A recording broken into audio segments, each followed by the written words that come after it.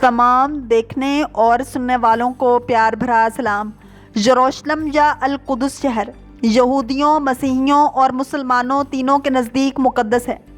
یہاں حضرت سلیمان علیہ السلام کا تعمیر کردہ معبد ہے جو بنی اسرائیل کے نبیوں کا قبلہ تھا، اور اسی شہر سے ان کی تاریخ وابستہ ہے۔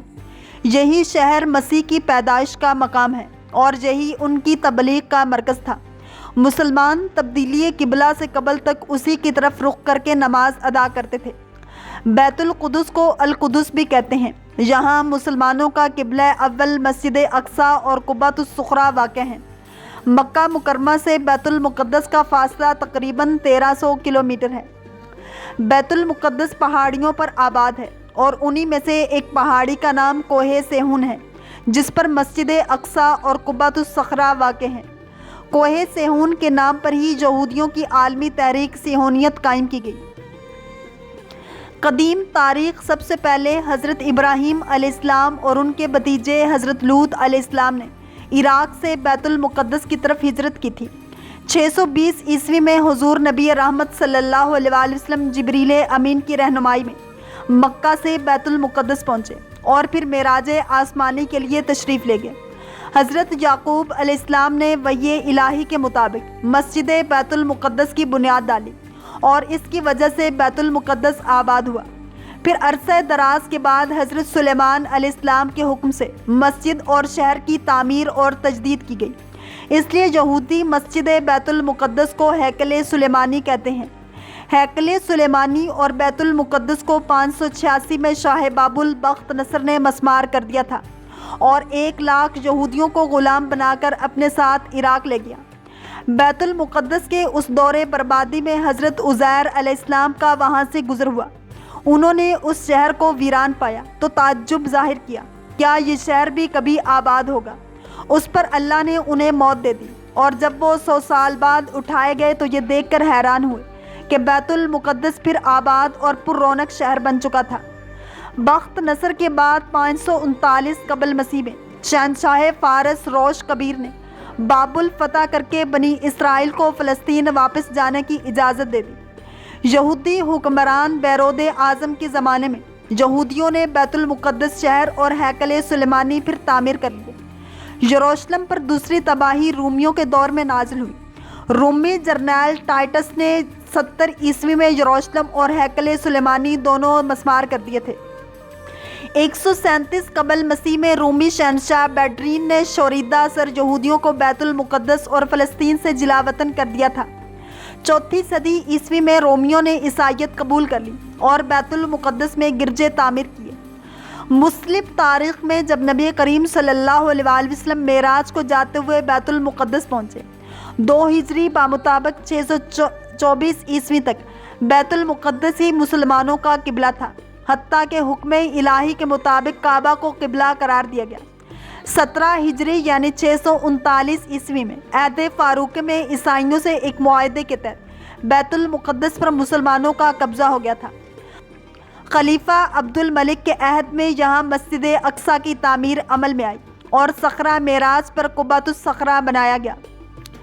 1099 عیسوی میں پہلی صلیبی جنگ کے موقع پر یورپی صلیبیوں نے بیت المقدس پر قبضہ کر کے 70,000 مسلمانوں کو شہید کر دیا۔ 1187 عیسوی میں سلطان صلاح الدین ایوبی نے بیت المقدس کو عیسائیوں کے قبضے سے چھڑایا۔ جدید تاریخ اور یہودی قبضہ پہلی جنگ عظیم دسمبر 1917 کے دوران انگریزوں نے بیت المقدس اور فلسطین پر قبضہ کر کے یہودیوں کو آباد ہونے کی عام اجازت دے دی۔ یہود و نصارہ کی سازش کے تحت نومبر 1947 میں اقوام متحدہ کے جنرل اسمبلی نے دھاندلی سے کام لیتے ہوئے فلسطین اور عربوں اور یہودیوں میں تقسیم کر دیا۔ جب 14 مئی 1948 کو یہودیوں نے اسرائیل کے قیام کا اعلان کر دیا تو پہلی عرب اسرائیل جنگ چھڑ گئی۔ اس جنگ کے نتیجے میں اسرائیلی فلسطین کے 78% رقبے پر قابض ہو گئے، تاہم مشرقی یروشلم اور غرب اردن کے علاقے اردن کے قبضے میں آ گئے۔ تیسری عرب اسرائیل جنگ میں اسرائیلیوں نے بقیہ فلسطین اور بیت المقدس پر بھی تسلط جما لیا۔ یوں مسلمانوں کا قبلہ اول یہودیوں کے قبضے میں ہے۔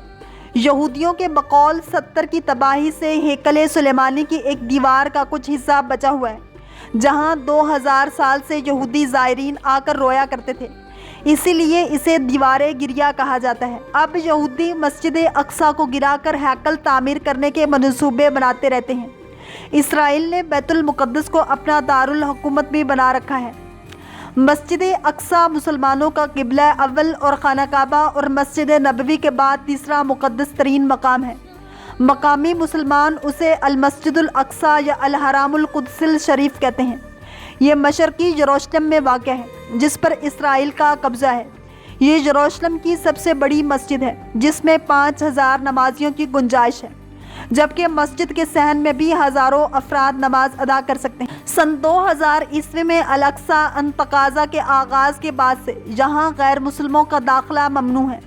حضرت محمد صلی اللہ علیہ وسلم سفر معراج کے دوران مسجد حرام سے یہاں پہنچے تھے اور مسجد اقصی میں تمام انبیاء کرام علیہ السلام کی نماز کی امامت کرنے کے بعد براق کے ذریعے 7 آسمانوں کے سفر پر روانہ ہوئے۔ مسجد اقصی مسلمانوں کا قبلہ اول ہے اور معراج میں نماز کی فرضیت 16 سے 17 ماہ تک مسلمان مسجد اقصی کے جانب رخ کر کے ہی نماز ادا کرتے تھے۔ پھر تحویل قبلہ کا حکم آنے کے بعد مسلمانوں کا قبلہ خانہ کعبہ ہو گیا۔ جب حضرت عمر فاروق رضی اللہ تعالیٰ عنہ کے دور میں مسلمانوں نے بیت المقدس فتح کیا تو حضرت عمر رضی اللہ تعالیٰ عنہ نے شہر سے روانگی کے وقت صخرہ اور براق باندھنے کی جگہ کے قریب مسجد تعمیر کرنے کا حکم دیا، جہاں انہوں نے اپنے ہمراہیوں سمیت نماز ادا کی تھی۔ یہی مسجد بعد میں مسجد اقصی کہلائی، کیونکہ قرآن مجید کی سورہ بنی اسرائیل کے آغاز میں اس مقام کو مسجد اقصی کہا گیا ہے۔ اس دور میں بہت سے صحابہ کرام نے تبلیغ اسلام اور اشاعت دین کی خاطر بیت المقدس میں اقامت اختیار کی۔ خلیفہ عبد الملک بن مروان نے مسجد اقصی کی تعمیر شروع کرائی اور خلیفہ ولید بن عبد الملک نے اس کی تعمیر مکمل کی اور اس کی تزئین و آرائش کی۔ عباسی خلیفہ ابو جعفر منصور نے مسجد کی مرمت کرائی۔ پہلی صلیبی جنگ کے بعد جب عیسائیوں کا بیت المقدس پر قبضہ ہو گیا تو انہوں نے مسجد اقصی میں بہت رد و بدل کیا۔ انہوں نے مسجد میں رہنے کے لیے کئی کمرے بنا لیے اور اس کا نام معبد سلیمان رکھا، نیز متعدد دیگر عمارتوں کا اضافہ کیا جو بطور جائے ضرورت اور اناج کی کوٹھیوں کے لیے استعمال ہوتی تھی۔ انہوں نے مسجد کے اندر اور مسجد کے ساتھ ساتھ گرجا بھی بنا لیے۔ سلطان صلاح الدین ایوبی نے 1187 میں فتح بیت المقدس کے بعد مسجد اقصی کو عیسائیوں کے تمام نشانات سے پاک کیا اور محراب اور مسجد کو دوبارہ تعمیر کیا۔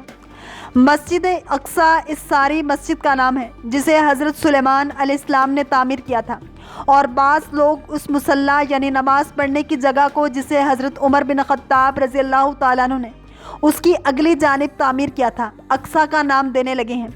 اس جگہ میں جسے حضرت عمر بن خطاب رضی اللہ تعالیٰ عنہ نے تعمیر کیا تھا، نماز پڑھنا باقی ساری مسجد میں نماز پڑھنے سے افضل ہے۔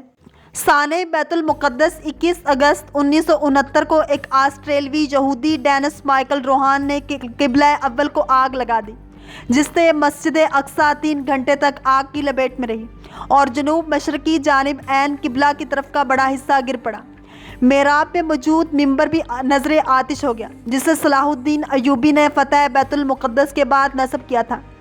صلاح الدین نے قبلہ اول کی آزادی کے لیے تقریباً 16 جنگیں لڑیں اور ہر جنگ کے دوران وہ اس ممبر کو اپنے ساتھ رکھتے تھے تاکہ فتح ہونے کے بعد اس کو مسجد میں نصب کریں۔ اس المناک واقعے کے بعد خواب غفلت میں ڈوبی ہوئی امت مسلمہ کی آنکھ ایک لمحے کے لیے بیدار ہوئی اور سانے کے تقریباً 1 ہفتے بعد اسلامی ممالک نے معتبر عالم اسلامی قائم کی۔ تاہم 1973 میں پاکستان کے شہر لاہور میں ہونے والے دوسرے اجلاس کے بعد سے 56 اسلامی ممالک کی یہ تنظیم غیر فعال ہو گئی۔ یہودی اس مسجد کو ہیکل سلیمانی کی جگہ تعمیر کردہ عبادت گاہ سمجھتے ہیں اور اسے گرا کر دوبارہ ہیکل سلیمانی تعمیر کرنا چاہتے ہیں، حالانکہ وہ کبھی بھی ذریعہ دلیل اس کو ثابت نہیں کر سکے کہ ہیکل سلیمانی یہی تعمیر تھا۔ اللہ کریم ہم سب کو دین اسلام کی پیروی کرنے والا اور عشق مصطفیٰ صلی اللہ علیہ وآلہ وسلم نصیب فرمائے۔ اگر آپ کو یہ ویڈیو پسند آئی ہے تو لائک، شیئر اور سبسکرائب کرنا مت بھولیے تاکہ ایسے ہی اسلامک انفارمیٹیو ویڈیوز آپ تک پہنچتی رہیں۔